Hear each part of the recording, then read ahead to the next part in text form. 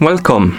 In front of me I have Mibro Watch X1 and I'm gonna show you how to measure the heart rate on this watch.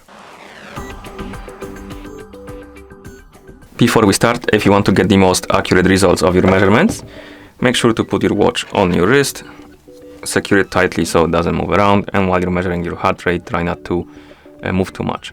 I'm just gonna put my finger on the sensor right here at the back of the watch, but because of that, my results might be not too accurate. Now, let's continue with the measurement. So, to measure the heart rate on this watch, you will need to wake up the screen first, and to do it, simply press the home button.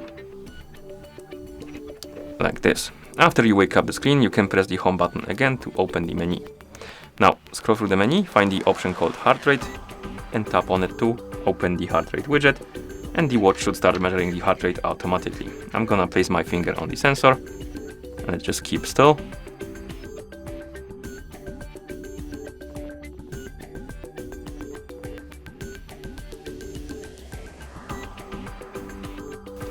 And after a couple of seconds, the number should appear on the screen, and this number will fluctuate because I believe the watch is measuring the heart rate in real time, but once it vibrates, it should be your current heart rate.